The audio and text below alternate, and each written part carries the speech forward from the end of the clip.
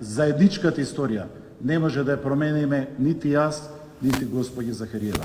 Но можеме да ги промениме работите во делот на инфраструктурата, заедничките капитални проекти, посилната соработка во образованието и науката во правец на зближување на двата народа. Ова е последното јавно официјално појавување на специјалниот представник на Македонија во преговорите со Бугарија Владо Бучковски со изјава за состојбата. Специјалната агенда која имаше како задача испари, па на последната средба со бугарските челници ниту се појави во Софија, ниту пак слушнавме што договорал изминатиот период. Немам џокер во ракавот, но имам искуство, велеше по изборот Бучковски, според кого молкот понекогаш е решение. Убеден беше дека неговото искуство и довербата која ја ужива кај официјална Софија ќе бидат пресудни за придвижување на веќе закочениот процес, ама очигледно дека тоа не помогна.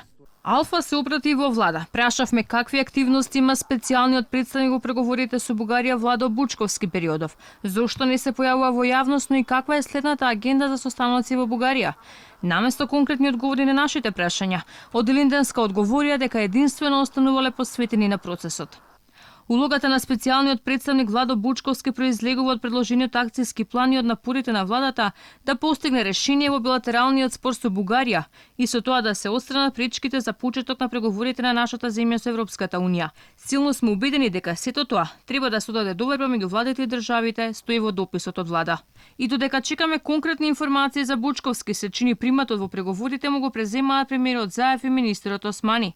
Според најавите, Заев бил спремен повторно да оди и да моли во Бугарија за тргање на цврстото вето, но за него немало ништо спорно, ниту во патоказот и точките кои ги спорача бугарското МНР. Во самите тие точки нема нешто што е проблематично.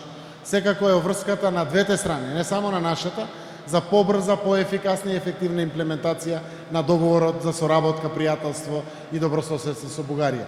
Тоа е всушност презимање на врските, но ние немаме територијални претензии према соседите, вклучително и за Бугарија, па да не биде тешко да напишеме нота дека немаме територијални претензии со Северна Македонија. Со Република Македонија немавме претензии, па сега по Северна Македонија мислам нема логиката. Црвените бугарски линии ни одалеку нема најава дека би можеле да се променат сега, а ниту по изборите кога треба да биде избрана новата влада. Македонската власт пак полага надеж во братските односи кои се повеќе се разнишуваат по јавното признание на бугарскиот претседател Радев од центарот на Брисел дека извојувале победа во односите со Македонија.